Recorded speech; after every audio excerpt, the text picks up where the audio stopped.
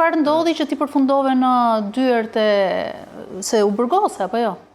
U burgosa për vetëm 3 ditë dhe pastaj dola i pafajshëm. Domethënë thjesht pata akuza. Tani 3 janë profesionet që nuk i kanë që kanë rezistuar çdo lloj sistemi, prostitucioni, bixhozi dhe droga.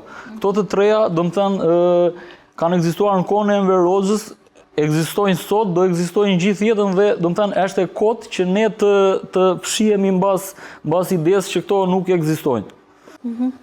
Dhe ti hape një qendër masazhi. Po, dhe pastaj? Unë hapa një qendër masazhi e cila që ti nuk ishe në dieni që aty kishte prostituta. E cila ishte domethënë me sigurime e licencuar, ishte domethënë tamam qendër masazhi. Ku ishte, në cilën zonë të Tiranës? Në blok. Në blok? Po.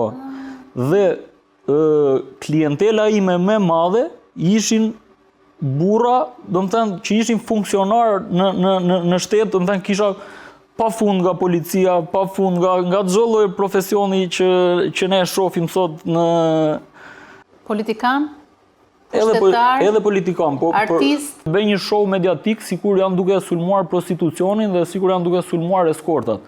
Në fakt, e vërteta është që ata sulmojnë ato që nuk ju kanë shërbyer mirë. Ti po thua tani që është një e vërtetë e hidhur. Policët shkojnë në një qendër masazhi, por tjetër gjë Po policët burra janë.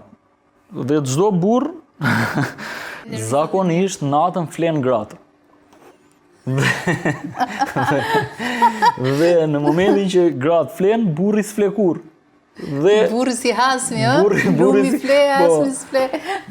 Burri, duke sajuar që do sjelli të ardhura në familje dhe punët për sjell të ardhura në familje bën natën, flet me besnikun, besniku është një emër nickname që ja ka vënë eskortës, dhe del poshtë shtëpisë.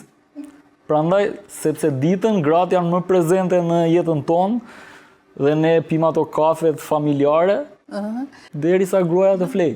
Gruaja flej dhe ai shkon me besnikun, Tani kjo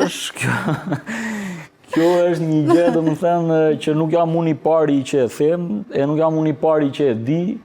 Është diçka që biles gjë më e shëmtuar është kur ne i shohim këta njerëz, se Shqipëria është shumë e vogël, të dalin në televizion dhe të bëjnë morale për besnikërinë, për familjen. Domethënë, unë nuk do t'i gjykoja kurrë pse këta tradhtojnë ose pse bëjnë këto gjëra. Por në momentin që e shoh duke bërë moral, filloj pastaj ta gjykoj.